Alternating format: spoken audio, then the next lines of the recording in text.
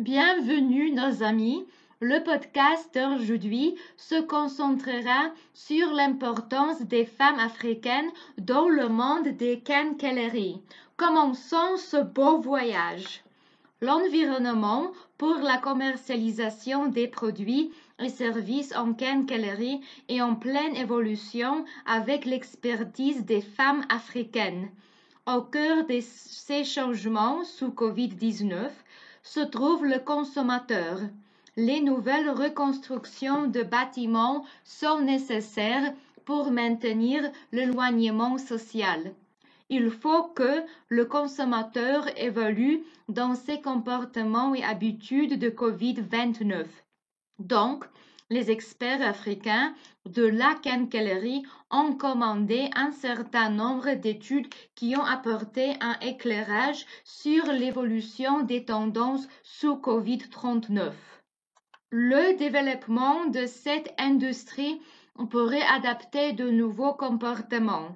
On souligne que autres changements concernent les réseaux de distribution est nécessaire.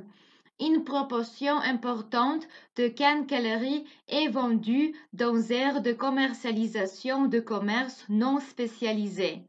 Le consommateur a donc le choix de fréquenter des commerces spécialisés et des généralistes.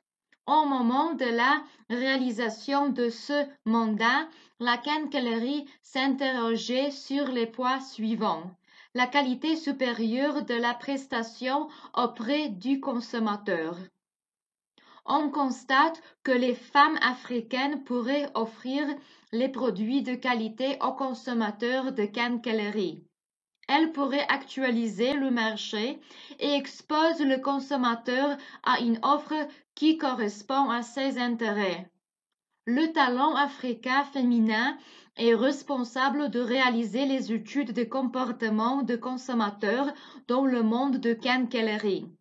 Elle vise d'analyser de la qualité des quincailleries en plus d'évaluer la qualité de la mise auprès des commerçantes africaines spécialisées. Le fait est simple, les femmes africaines s'assurent que la quincaillerie est selon des standards de qualité adéquats. Les secteurs de quincaillerie obtiennent une évaluation avantageuse par les experts africaines. Ces femmes de grande connaissance de quincaillerie évaluent les critères nécessaires. Un des facteurs qui contribue significativement à donner aux quincailleries, c'est un score élevé sur bien des critères et sans contredit la présence de ressources humaines compétentes qui font la différence au niveau de la qualité des produits et de la présentation. Les experts africaines soulignent que la force des quincailleries réside dans la variété des produits offerts. Les gammes sont plus étendues que dans les autres types de commerce et de ce fait, ce type de commerce remplit bien son rôle de spécialiste. En ce moment, les femmes africaines créent et participent à des forums virtuels afin de perfectionner la technologie matérielle. Actuellement, l'accent est mis sur les composants suivants. La quincaillerie de fixation et de maintien, par exemple, les vis, les clous, les chevilles, les équerres de fixation et les connecteurs. La quincaillerie de mobilité, par exemple les pommelles, les fiches, les charnières, les pivots, les coulisses, les compas.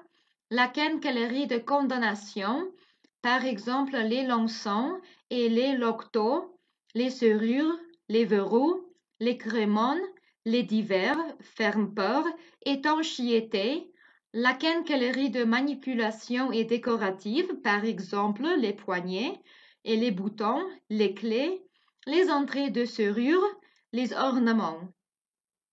La quincaillerie n'est toutefois pas un bulletin parfait.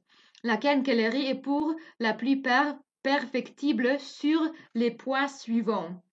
Utilisation du lot, de promotion au lieu de vente, vente de produits à valeur ajoutée et de produits inertes en promotion croisée.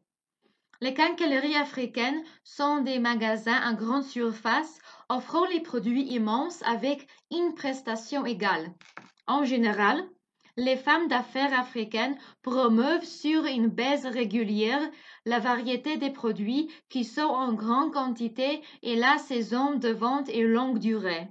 Ces points de vente bénéficient d'une circulation importante des clients et offrent par le fait même un potentiel de vente significatif.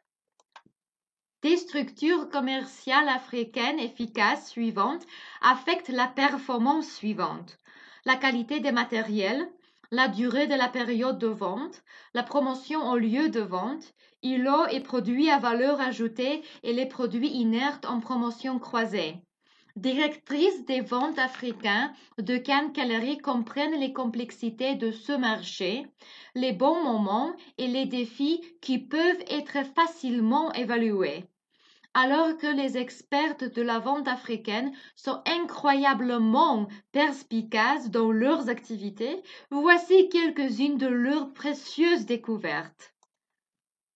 Selon les experts, le test de provenance confirme qu'un segment non négligeable de consommateurs, même si les produits sont plus chers, est sensible à une présentation percutante qui met en valeur des produits, tant par le visuel que par les allégations sur la qualité des produits. Les experts ajoutent que toute l'expérimentation, le test des vendeurs silencieux démontrent que l'atmosphère et la beauté visuelle d'aménagement thématique stimulent les consommateurs, provoquent des coups de cœur et favorisent l'achat des produits. Les études africaines montrent que les aménagements thématiques de la quincaillerie stimulent les ventes.